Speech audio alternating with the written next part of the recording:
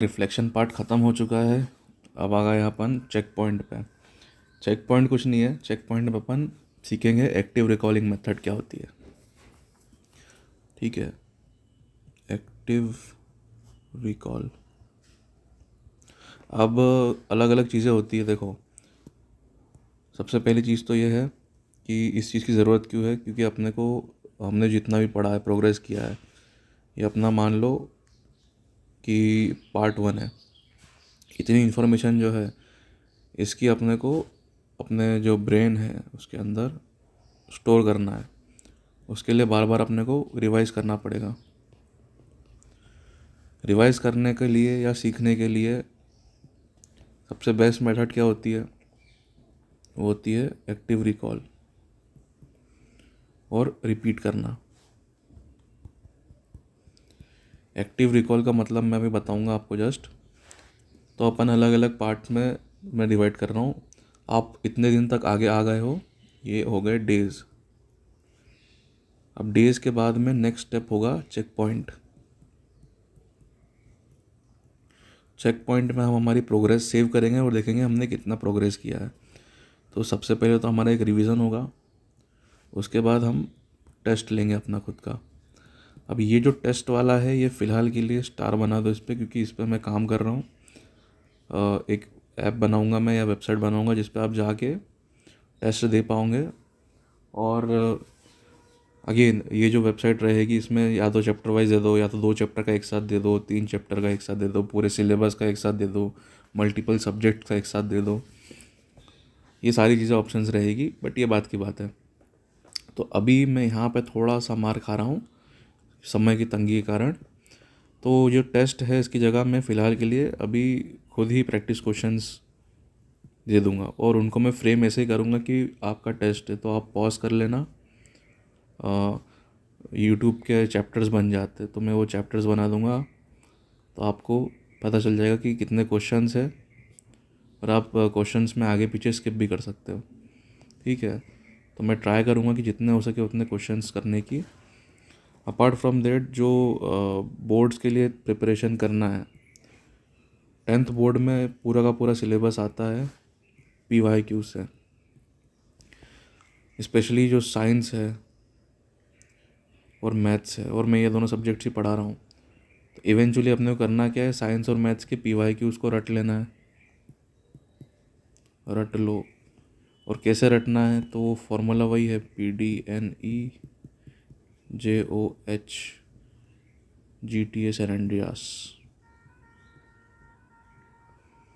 समझ गए?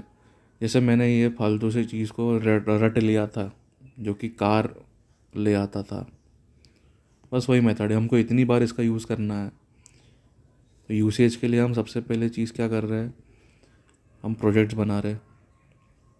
इसके अलावा हम बार बार अपना टेस्ट लेंगे और रिवीजन करेंगे। तो चलो करते हैं शुरुआत की क्या करना है एग्जैक्टली आपको।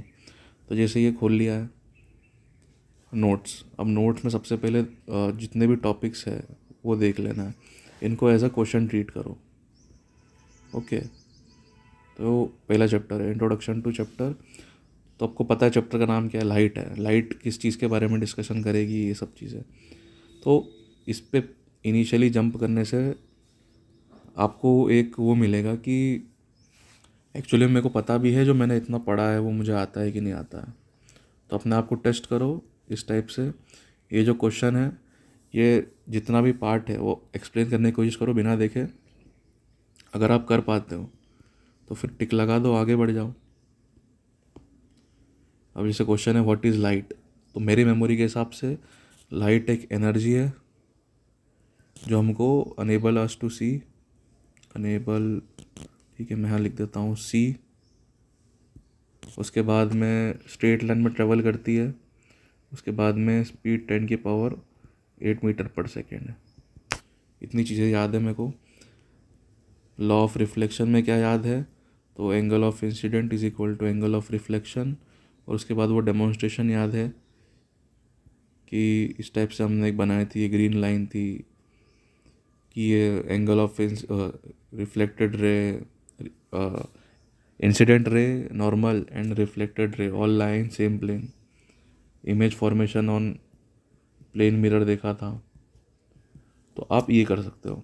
बट अभी भी क्योंकि मैं तो पढ़ा रहा हूँ, मैंने पढ़ा है, मेरे लिए इजी है, मुझे याद है, आपको याद नहीं है तो सिंपल सी चीज़ करो, बताता क्या करना है। तो डे 1 तो चलो ठीक है, छोड़ देते हैं अपन, बेसिकली डिस्कशन ही है। डे 0, डे 1 से शुरू करते हैं अगर, तो सब टॉपिक देखो। डे 1 का सब टॉपिक है व्हाट इज़ लाइट। डेफिनेशन पढ़ लो। Light is form of energy that enable us to see object. It travels in straight line and does not need medium to propagate. ठीक है। ट्रेवल्स एट 3 × 10⁸ मीटर पर second in vacuum, moves in straight line, can be reflected, refracted और absorb when it interact with object, when you turn a bulb on. ठीक है। Basically मैं तो English समझ सकता हूँ, बट हो सकता है बहुत सारे लोगों को इंग्लिश समझ में उतनी नहीं आ रही हो, तो इसको अपने आप में अपनी भाषा में एक्सप्लेन करने की कोशिश करो। तो ठीक है, तो मैंने इतना पढ़ लिया। अब जितना भी मेरे बुद्धि में गया है उतना मैं एक्सप्लेन करने की कोशिश करता हूँ। तो एक मैंने रफ पेज ले लिया है और यहाँ लिख दिया है। सबसे पहले क्वेश्चन देख लिया अपन ने कि लाइट क्या होता है। अब मेरे को जो जो याद आते जा रहा है मैं यहाँ लिखते जाता हूँ। ठीक है। तो पहली चीज़ याद आ रही है, लाइट इज़ एनर्जी। ठीक है, फॉर्म ऑफ एनर्जी। उसके बाद विच अनेबल अस टू सी, तो यहाँ लिख देता हूँ अनेबल अस टू सी। इसके बाद लिख देता हूँ मैं स्ट्रेट लाइन में ट्रैवल करती है, ट्रैवल्स इन स्ट्रेट लाइन। उसके बाद और कुछ याद आ रहा है? हाँ, 3 × 10⁸ मीटर पर सेकेंड स्पीड है वैक्यूम में। तो मेरी मेमोरी के में तो मुझे इतना ही याद है, ये कर लिया। अब इधर जाके देखो कि क्या छूटा हुआ है। Energy that enable us to see does not need medium to propagate. एक ये पॉइंट है, लगे तो इस पॉइंट को मतलब कुछ छोटू सा हाईलाइट कर लेना। 3.8 लिख दिया था, स्ट्रेट लाइन लिख दिया था। हाँ, can be reflected, refracted, observe. ठीक है। तो मैं फ़िलहाल इतने में से सिर्फ 2 पॉइंट बोला था। क्या था? Does not need medium to propagate. तो यहाँ लिख देता हूँ मैं दूसरी पेन से कि does not need medium to propagate. उसके बाद लास्ट पॉइंट लिख देता हूँ मैं कैन बी, इसमें भी सब पॉइंट आ जाएंगे, एब्जॉर्ब्ड, रिफ्लेक्टेड और रिफ्रैक्टेड। हो गया, ये मेरा पन्ना बन गया। अब इससे मेरे को एक चीज़ समझ में आई कि चलो जो काली चीज़ें थी वो तो मेरे को याद थी, पर जो नीली चीज़ें थी वो मैं भूल चुका था। तो अपने पास इवेंचुअली एक रेड कलर की पेन है, एक ब्लू कलर की है और एक ब्लैक कलर की है। आप अपने हिसाब से देख सकते हो। आप 2 कलर से भी कॉम्बिनेशन बना सकते हो, एक कलर से बना सकते हो, एक पेंसिल और एक पेन से भी कॉम्बिनेशन बना सकते हो। इट इज़ अपॉन यू, तो जैसा बनाना है वैसा। बट इस मेथड से आप इवेंचुअली सीख सकते हो। इतना हो गया। अब अगले टॉपिक पे जाओ। अब अगले टॉपिक के साथ भी यही चीज़ करनी है हमको, तो ये चीज़ कंटिन्यू करते जानी है। तो क्या रहेगा अप्रोच कि हमने देख लिया, थोड़ा रीड कर लिया, उसके बाद छुपा दिया, उसके बाद एक पेज पे ट्राई किया कि कितना हम लिख सकते हैं। उसके बाद में एक दूसरे कलर की पेन से जो बची हुई चीज़ें हैं वो हमने लिख दी। हमारे पास इस टाइप का एक पेपर बन जाएगा, जिस पेपर में अपने को पता होगा कि हमको क्या चीज़ें याद हो गई है और क्या चीज़ें याद करनी है। कुछ याद नहीं हो रहा है तो टेंशन मत लेना, हर चीज़ याद करने की ज़रूरत नहीं पड़ती। तो ठीक है, तो अब इतना हो गया। अब चेक पॉइंट में मैं तुमको बता देता हूँ कि ओवरऑल अपन ने इतने समय में क्या क्या पढ़ लिया है। तो अपन ने सबसे पहले पढ़ा था लाइट। हमको पता नहीं था लाइट क्या होती है। लाइट की हमने प्रॉपर्टीज़ देखी। उसके बाद हमने देखा कि रिफ्लेक्शन क्या क्या होता है। ठीक है, दो रिफ्लेक्शन होते हैं। एक रिफ्लेक्शन होता है, चलो मैं डायरेक्टली इसको बंद ही कर देता हूँ यार। तो जिसको क्विक नोट्स बनाना है वो पॉज कर करके बनाते भी जाना नोट्स। तो एनर्जी है, ऑब्जेक्ट को देखने में हेल्प करती है, स्ट्रेट लाइन में ट्रेवल करती है। मीडियम चाहिए प्रोपोगेशन के लिए, 3 × 10⁸ मीटर पर सेकेंड स्पीड होती है, स्ट्रेट लाइन में ट्रेवल करती है, रिफ्लेक्टेड और एब्जर्ब हो सकती है। समझ गए? इस चीज़ को आपने पेपर में लिखना। अब बिना देखे, मेरे पास तो लिमिटेड टाइम है तो मैं सिर्फ एक ही एग्जांपल दे पाया। बाकी ऐसी चीज़ आपको हर हर टॉपिक के लिए करनी है। सिमिलरली ये समझ में आ गया कि रेगुलर रिफ्लेक्शन क्या होता था कि आप अपने आप की इमेज मिरर में देख रहे हो, अपने को सेम टू सेम चीज़ दिख रही है। और इर्रेगुलर रिफ्लेक्शन क्या होता था, किसी भी ऑब्जेक्ट से टकरा के जब लाइट वापस अपने पास आती है तो इस टाइप से ऐसी स्कैटर हो जाती है, इसीलिए अपने को दिखती है। तो अपने को कोई दीवार दिख रही है क्योंकि उससे जो लाइट टकराई है वो चारों दिशाओं में फैल रही है और वो दीवार हमको दिख रही है। ये समझने में थोड़ा टाइम हो सकता है लग जाए, बट इट इज़ ऑब्वियस। ठीक है, law of reflection, angle of incident जो नॉर्मल से बनता है वो रिफ्लेक्टेड एंगल के बराबर होता है। इंसिडेंट रे, रिफ्लेक्टेड रे और नॉर्मल एक ही प्लेन पे होता है। अब इमेज फॉर्मेशन प्लेन मिरर का, जो कि इम्पोर्टेंट नहीं है, तो भी हमने देख लिया ये रियल है और ये वर्चुअल है। वर्चुअल स्क्रीन पे नहीं बन सकती, सीधी होती है, सेम साइज़ की होती है और लेटरली इन्वर्टेड होती है, जैसे ये मैंने बताया। उसके बाद में ये एम्बुलेंस में एम्बुलेंस उल्टा लिखा रहता है, ये ऑब्जर्वेशन कर सकते हो आप। रियल इमेज और वर्चुअल इमेज में क्या अंतर रहता है? जो मिरर के आगे है असली दुनिया में है वो रियल इमेज, जो मिरर के पीछे है नकली दुनिया में है वो वर्चुअल इमेज। फिर हमने लैब देखा था। हो सकता है इससे अधिक लैब ऐड हो जाए। मतलब मेरे को क्या करना है, प्लेलिस्ट में कुछ और लैब ऐड करना है, तो मैं हो सकता है इस चीज़ को अपडेट नहीं करूं, बट आपको प्लेलिस्ट फॉलो करते जाना है, बढ़िया लैब देखते जाओ। ठीक है, डे 1 यहाँ पे ख़त्म हो गया था। डे 2 में अपन ने स्पेरिकल मिरर्स को देखा। स्पेरिकल मिरर्स दो टाइप के होते हैं। कॉनकेव का मतलब केव वाला, गुफा वाला, जिसके अंदर गुफा के अंदर लाइट जा रही है, उसको कॉनकेव बोलते हैं। या उसको अंग्रेज़ी में बोलना हो तो इनर सरफेस रिफ्लेक्टिव है, लाइट फोकस करता है एक पॉइंट पे। शेविंग मिरर सोलर कुकर और कार हेडलाइट्स में यूज़ किया जाता है। डाइवर्जिंग मिरर, ऐसा आके ऐसा चले गया, ये डाइवर्जिंग मिरर हो गया।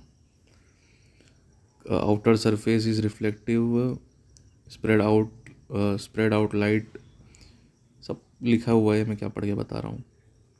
इंपॉर्टेंट टर्म्स, ठीक है, pole, centre of curvature, radius of curvature, principal axis, focus, focal length. तो देख लेते हैं। प्रिंसिपल एक्सिस ये वाली लाइन है जो सेंटर, कर्वेचर और पोल से निकल रही है। फोकस ऐसी पॉइंट है जहाँ पे सारी की सारी लाइट मतलब इन्फिनिटी से आने वाली मिल रही है, या ऐसा लगता है कि वहाँ से निकल रही है। मैंने यहाँ बोला है कि कॉन्वेक्स के लिए आप खुद ऐसा कैसा डायग्राम बना लेना, मैं नहीं बना रहा। फिर हमने मिरर फार्मूला देखा था। जैसे ही फार्मूला आया वैसे हमारा दिमाग चमका और हमने बोला कि अब लैब होगा।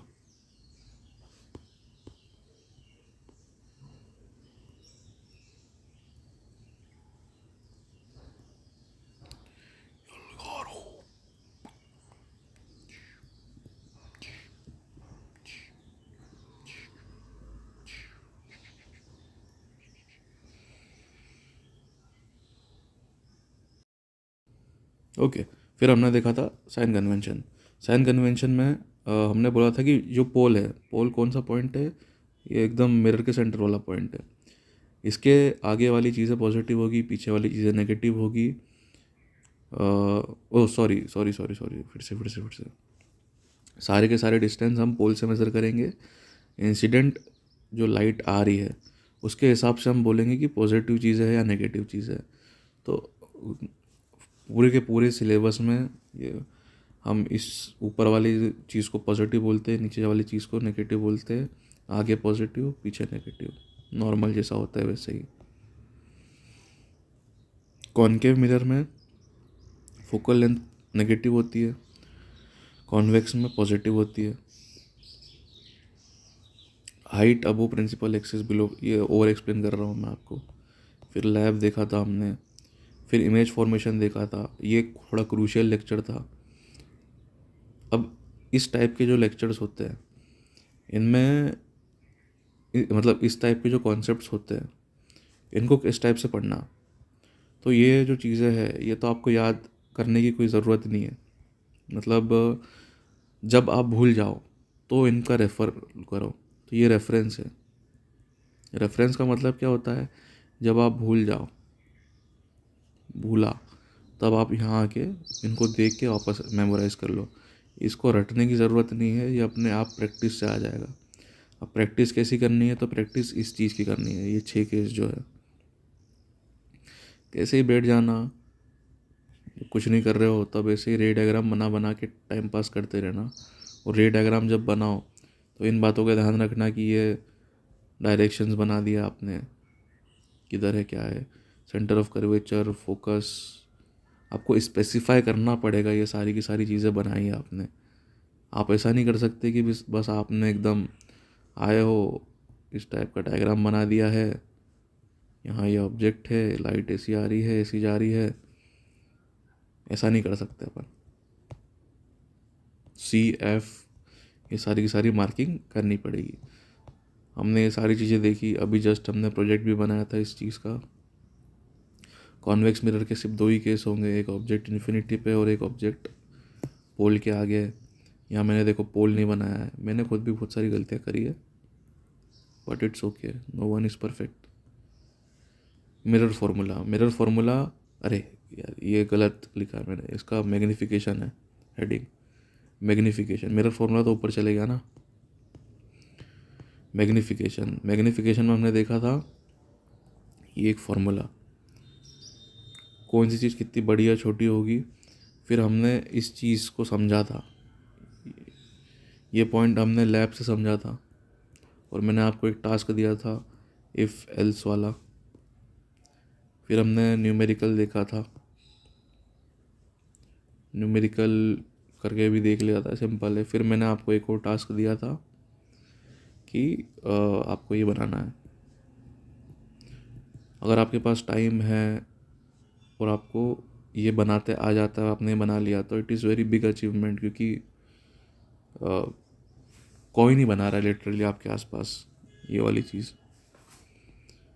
हमने एप्लीकेशंस देख लिए थे, पर इवेंचुअली हम समाप्ति की ओर आ गए और ये यहाँ पे हम चेक पॉइंट पे आ गए। तो ठीक है, इसी प्रकार से हमारा ये जो अध्याय है लाइट रिफ्लेक्शन का वो समाप्त होता है। ठीक है,